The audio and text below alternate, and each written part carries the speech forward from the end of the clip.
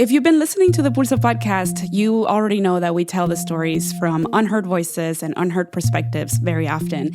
But one thing that you might be wondering is, what is Pulso and how did it all come about?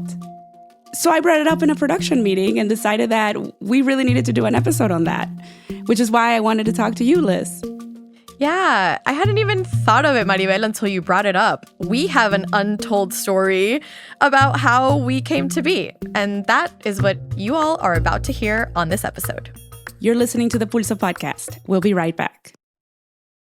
Thank you so much for joining us and getting on a plane and flying all the way to Phoenix, Arizona, Liz. I'm so excited to be here in person, Maribel. So, Pulso, the media company. Liz, you started that as a project originally that became a company.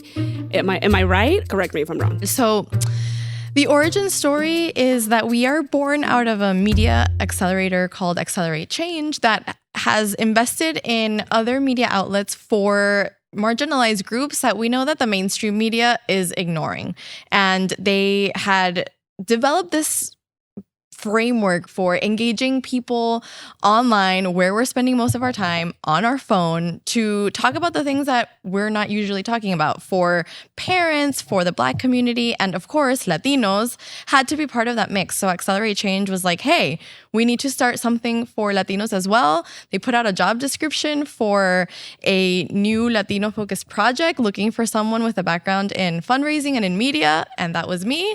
And it came at the perfect time, which we'll talk about why the timing was right for me to engage in this work. And it's now been 5 years since I founded Pulso. Wow. Okay, so let's take it back because to me, that is very fascinating. I know very little about that backstory because I came in once you guys already had Pulso, the podcast. And of course, the company was already going. You already had several other people and colleagues. Tell me, what was the catalyst that led you to want to apply for that job? So it gets a bit dark now, but of that tough time in our U.S. history comes all of the innovation and the activism that we're seeing in the last 5 years. So when I was at home watching the news, as I usually do with my background in journalism, I saw former President Trump launch his campaign with that line about Mexicans being rapists. And I was shocked. I couldn't believe that on CNN, this person was getting so much attention. And in that moment, I knew he was going to make it far because he was speaking to this ugly side of us here in the US that had been dormant, but that I knew he was going to wake up, and I knew I had to do something about it. And that's when I started telling my close network of colleagues and friends, hey, I'm looking for a career change, and the goal is to do something to respond to this moment. And that's the very beginnings of the origin story of how we're here.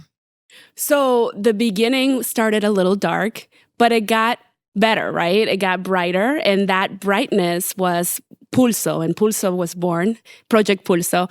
Was it started on social media, or was it started as an email list? Tell us a little bit more about that.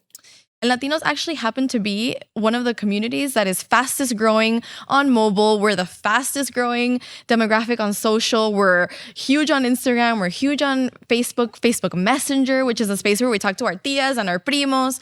And so when we were doing that research, we were like, okay, if we're going to create something to reach Latinos, we have to do it where they're at, not just on their phone, but on the spaces that they're actually spending their time. And it happened to be on the apps that we all now use every single day.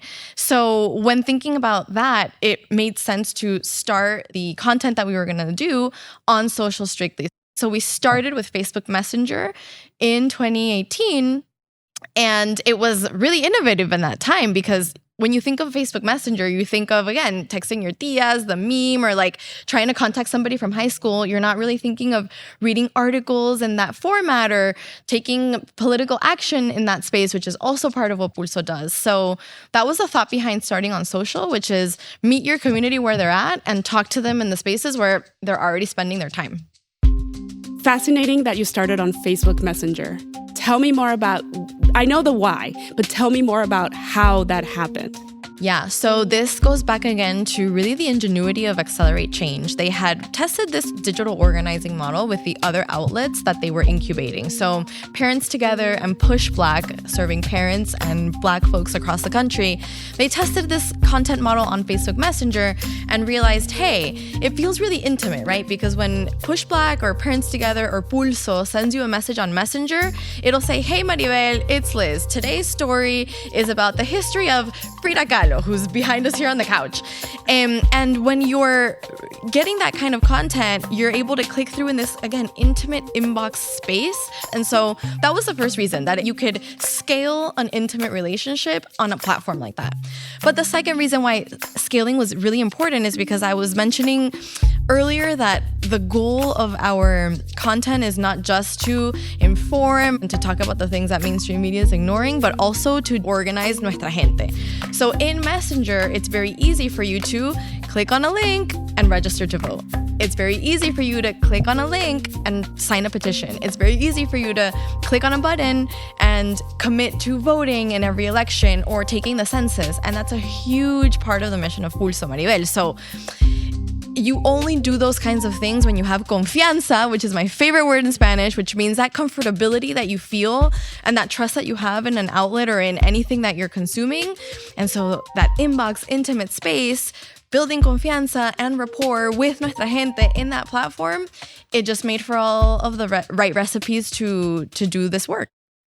Did you have pillars in mind when you started creating the platform and developing the audience, essentially, for what became Project Pulso? Did you have any pillars in mind, like a specific set of guidelines that you knew you wanted to abide by and your team? Well, I started as a solopreneur, so there was no team. It was just me, Liz, in 2018, trying to figure out what this was going to be. And the first part of the work was to bring in some startup-y jargon, is to find a value proposition, which is what are you actually going to offer? So it's like, okay, we're going to create content for Latinos, but what are we going to create? So the guidelines were to do a lot of deep listening to Latinos who we wanted to attract. And so what did I do? I got my iPad. I went to local colleges in Miami, where I'm based, and I started asking people, hey, if you were to consume content for Latinos, what would you like to consume? And they would sit there in the college quad and answer my questions. And I would do the same with my family, with my friends, tell them to share with their family and friends, all Latinos of different ages, to see, okay, what is actually missing? When we did all of that customer discovery, what people were telling us is that they wanted culture stories and prideful contributions of what Latinos have done in the US, as well as Latino history. Those are the things that we weren't taught in school. Those are the things about being Latino in the US that we don't know about. So you went and you listened to what the culture needed and the people wanted, and that's exactly how you probably create a successful environment to grow. I mean, that's exactly how you do it. That's amazing. I feel like when I came across Pulso for the first time, it was on Instagram. And I just remember thinking, this is actually kind of nice. I don't see this stuff on the regular on my newsfeed. You know, usually, especially back then, and I want to say this was probably closer to 2020, back then we were seeing a lot of negativity and a lot of, yes, a little bit of social activism, but it was mostly negative. And it was a moment of like, oh, this is neat. Like, this brings me back to my culture, but in a positive way. So I want to thank you for that, because that is a really powerful thing. The project of the podcast is so important as well. The podcast has a way of reaching beyond the social media. Now we are in people's cars, in people's commutes. We go with you wherever you want to go. What led you to want to do the podcast? That intimacy that I was talking about with Messenger goes even deeper when you're in this medium, and it allows us to go deeper on the topics that we are covering. When we do our brainstorming, we take inspiration from stories that have done really well on Instagram or in Facebook Messenger, or that we get a lot of commentary. And that's kind of how we also storyboard our episodes here. There are topics that merit a deeper, longer conversation. And back to the data, we're super data-driven at Pulso. Latinos happen to be growing on podcast as well. And there's still such a huge space in this world to fill for Nuestra Gente. And we know, Maribel, since you and I started this co-hosting gig together, there have been dozens of new Latino podcasts that have come to be that didn't exist even back in 2020 when we started. So it's great to see more content fill this space that we know is still, unfortunately, or by design, still dominated by white dudes. So it's important for our voices and our stories to be told in this medium as well. And Nuestra Gente are listening. How about the format? Like, how did that come about for the podcast? Because I know that one thing that makes it really special, at least to me, is the fact that we tell the unheard stories. We share those unheard voices and those stories that you didn't learn from in history class. How did you come up with that? The history content, Maribel, is super important. It's a deep passion and commitment of mine. And there is an enormous gap in the education that we don't receive about what we represent in this country. Latinos were here before the border, right? One of the things that we say on the Pulso podcast is that the border crossed us. There's 300, 400, 500 years of history of our communities being here before the U.S. was even founded that we're not learning. And actually, there's a recent study that just came out from Johns Hopkins University that says that 87% of curriculum in school don't include anything about Latino history, that all of the syllabi that was researched actually only includes one major moment in Latino history, which was Sonia Sotomayor's confirmation at the Supreme Court. Imagine that. We're nearly 20% of the population in the United States. We're more than 60 million people. And our history books barely have anything about how we are shaping this country. And we're engineers, we're inventors, we're astronauts, we're business owners. We are, of course, leading in politics. We've been pioneers in every single industry. And for that stat to show that our history has not been covered, is not taught in schools, that we can barely name any important icons beyond the same 5 that we always talk about, and you know I use that line often, is just so terrible. So I give that backstory to say one thing that is super clear to me that I really wanted to make sure was present in our podcast is a history through line. And it doesn't mean that every episode, for all of our listeners, you know that we love to bring different formats into the mix. Every episode will not be a straightforward history lesson, whether it's context and the backstory of a social issue that we're talking about, or a broader scope of why that issue is important, with a mix from primary sources to be talking about their stories, and you and I doing commentary on why this matters. That's how we infuse that history through whatever format we bring. And so as long as there is that history through line, as I say, then we're serving our community and filling that huge gap. And that first person story format has been so valuable, I think, not just for me as a storyteller, but for a lot of people to listen to, because the first story format allows us to share stories from unheard voices. Those people that may not have ended up in any newspaper, maybe they or in the history books. Right.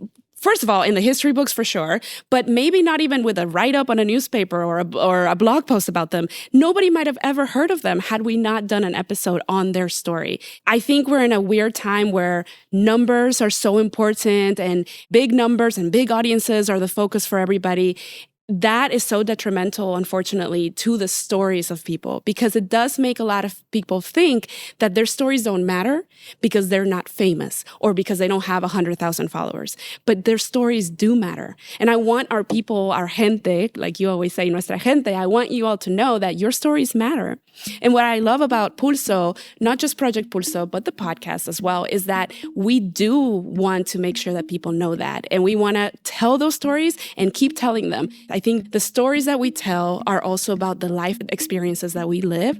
And those experiences are what surpass and transcend all of the numbers conversations and audience conversations. Those things don't matter when it comes to the experiences that we can share, because we are all learning from those experiences. And I think that's so important. Yeah, and as you're saying that, it brings me back to the core of why Pulso exists, Maribel, which is that there are so few positive examples of our contributions because there are so many examples of the negative stereotypes about Latinos still in mainstream media. So when you turn on CNN or MSNBC or Fox or maybe even ABC, CBS, NBC, if you connect a story to Latinos, you're probably going to hear about the border and immigration. And those stories are probably not going to be about the dozens of amazing organizations and Latinos helping our brothers and sisters crossing over to get here safely and humanely. It's probably going to be about the illegal this and the undocumented that. And we love all of our people, regardless of their legal status. And also the way that the media paints us is as if we are only an immigration story. And within the immigration story, there's beauty and nuance. And also many Latinos did not immigrate here and are second, third, fourth, and fifth generation Americans. And so when you see how one-dimensional the story about Latinos is in all of our outlets, it's even more important for us to tell those specific stories of people in their own words, to share, yes, the bad, but also the good and the joy and the positivity and the survival stories and the resilience and the success, right? If you go to the Pulso Instagram, you are going to see some bad things that were done to Latinos in history, because we also need to know that. But you will see many more stories about individual Latinos breaking barriers, breaking records, reaching milestones, and achieving the American dream, which is what so many of us are pursuing here. We're already struggling with having to be in the history books, but now we have to struggle with getting erased, period, or our stories not being told at all and not being allowed legally to be told in some schools. What is Pulso doing about that, if anything? Reminding people that reading banned books is part of how we resist. So one of our stories that we shared recently was about the Latino books, Maribel, like you're saying, that have been banned in states like Florida. So what we see as our responsibility is to say, hey, you should know that these Latino stories are being taken away from schools so that you go to the bookstore and you buy them and you make sure your kids read them and that you're reading them as well. Okay. So Project Pulso is also about political organizing. Tell us a little bit about that and what you guys are doing to get people mobilized. So we know that 2024 is yet another big election year. And what we do at Pulso is, yes, create content that is going to bring people in and bring pride and joy and inform. But we then want to leverage those digital relationships for you to take action and know where your voice can be heard and help you do exactly that, again, straight from your phone. And so we'll do that by encouraging folks to commit to vote, setting a plan to vote, telling their family and friends that they're going to participate. We know that the most effective way to get you to vote is if you call your tia calls el primo picks you up, you all go together to the voting booth, y van en combo, and that's how you participate. So we'll continue to do those efforts on Messenger, on Instagram, everywhere where people consume Pulso content, to invite people to show out, because the power in numbers that we have is already there. And what Pulso wants to do is not tell you who to vote for, but help you do it and help you tell your people through our outlets, with a share, with a comment, with a profile picture, sharing with your people that you're excited about the election. And 2024 is another period where we really want to make sure that Latinos show out. We know we were decisive in 2020 and we want to be decisive again. So that is part of the work that we'll be doing, whether it's registering, sharing a link, asking for a vote by mail ballot, all from your phone, from all of our platforms. We're going to be sharing all of that in 2024. You said something really important. You said we don't tell you how to vote. And I think that's so key, because oftentimes we get lost in this whole, oh, they are with them, we're over here, we're all separate. And that's been an issue, obviously, in the last few years in our country, in our world, really. How is Pulso maybe working to unite us a little bit more rather than divide us, as some would say? Yeah, it's such a tough climate. We're so polarized, Maribel. It's broken families. The current climate is preoccupying. And what we want to make sure to do at Pulso is, hey, we are unapologetic about our values. We believe in social justice and economic justice. We believe in humane immigration reform and LGBTQ plus rights and women's rights. And we believe in a future for our country where everyone has a place and a space and where Latinos can thrive. So we are unapologetic about those values. And through sharing those real stories about people impacted by the dangerous laws being passed right now, and by sharing ways people can help and stop that, it is part of the work that we want to do leading up to 2024 and beyond. And another way that we want to unite instead of divide is to also empower you to take action, right? I think that feeling helpless and hopeless and like, oh, this is just more politics and I'm just so tired of it all is not going to get us anywhere. So helping give people the tools to say, hey, if you care about this issue, here's how you can take action. So those easy ways to help and sharing, again, the real stories of how folks are impacted and the values that we care about is how we plan to do that. What's next for Pulso as a company and as a media source? Oh, I would love for anywhere you were to be in the US where there are Latinos and you mentioned the name Pulso to hear in the supermarket or down the street, oh my gosh, I just read a Pulso story. Oh my gosh, I love Pulso. So for me, that means scaling. That means growing our audiences on every digital platform where there are Latinos. My vision for Pulso is for you to go anywhere in the US where there are Latinos and they feel like there's a story at Pulso that identifies them and that they can go to Pulso as a source for commentary, culture, history content that accompanies them in their day-to-day media diet, and audience members that we through Pulso can mobilize to continue to build our political power. So I think the scaling of the content and the audience goes with the scaling of the impact that we want to have in 2024 and elections to come. Well, thank you so much for sitting down here in Phoenix with me to have this conversation. We're literally sitting on the floor, so the audio quality might be a little bit different for you all this time, and that's okay. We had to have this in person. We had to be able to see each other and look at each other in the eyes in live person so that we can have this conversation and enjoy it and share it with you all. Thank you so much for being here. I mean, you literally almost flew across the country. It is so nice to have done this in person and to sit back and talk about La Raíz, right? We are so often talking about all the topics and what does our audience want to hear, but even talking about the origin story of Pulso for me is such a treat, and it takes me back to the why of what we're doing, Maribel. So thank you too for re-inspiring me to keep doing this work together with you and with the whole Pulso team. You can subscribe to the Pulso Pod wherever you get your podcasts. And if you like what you heard, please leave us a review on Apple Podcasts and tell a friend to give us a listen. Have questions or story ideas to send our way? Send us an email to info@projectpulso.org. This episode was produced by Liz Alarcón, audio engineering and scoring by Charlie Garcia and Julian Blackmore. Original music by Julian Blackmore. Our hosts are Liz Alarcón and me, Maribel Quesada Smith.